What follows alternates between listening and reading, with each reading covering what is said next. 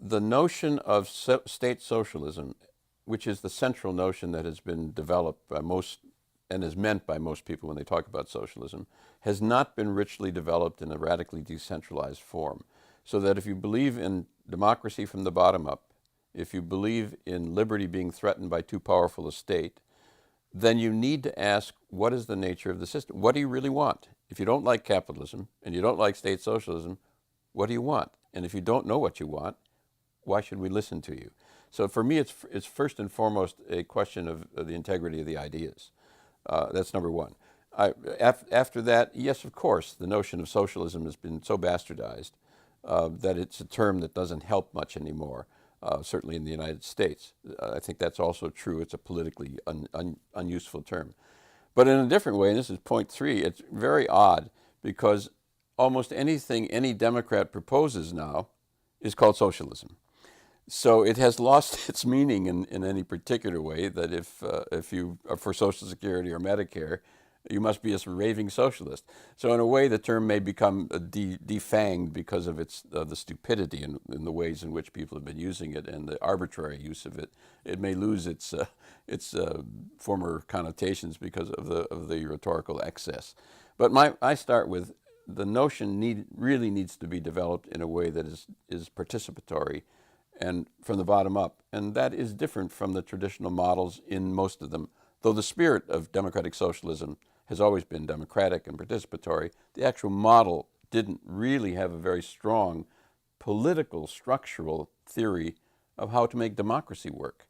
And I've been very concerned with how do you develop from the ground up, not just in the workplace, and this is really critical, but in the community as a whole, community by community, democratic processes that are not thwarted by high concentrations of income and power, but are also democratized, so that the society, if you take Tocqueville or many other theorists, so that the society that is built has a culture of democracy and democratic ownership and democratic participation from the bottom up as the precondition of a democratic society. So I've been very concerned with the notion of the community as a whole and how that becomes democratized. That's where I begin my thinking about wealth and ownership, and then build up to the Catholics have a term of art in Catholic social theology, which has to do with what ought to be decentralized from the bottom as much as possible, and only that which needs to go to a higher level ought to go to a higher level, and only that which needs to go to a further level should be centralized. And I think that's the way to think about it. And that's not common in most socialist thought, though it is compatible with the democratic socialist vision. Certainly there is a culture of individualism, and historians and cultural historians have traced that back, and there are theories about why the American culture of individualism has grown up, and why not only the culture, but ideas about individualism, which are even more intense than the actual culture. So if you go down to, I'm from Racine, Wisconsin, a Midwestern industrial town. If you go down to Racine, Wisconsin, you'll find people, my friends in high school, my old buddies, will be very conservative in some sense, but they will be extremely cooperative in their actual practices in other sense. I'm thinking of a particular couple friends who will be helping the town, they'll be volunteering their efforts, they'll be cooperating with the whole community in a very genuinely American cooperative way.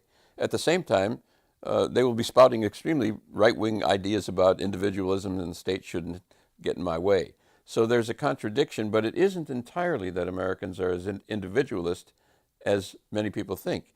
As I say, there are 11,000, last count, worker-owned companies in the United States. There are more people involved in worker-owned companies in the United States of America than are members of unions in the private sector. There are 120 million people involved in co-ops. So something is contradictory between the actual day-to-day experience at the level of ordinary American experience and the rhetoric that people will expound. They themselves will say individualism, keep the state off my hands, etc. At the same time, they're doing something else. To me, the rhetoric has got to change at some point, but I'm much more interested in how we develop these nascent ideas that are working their way out in practical terms.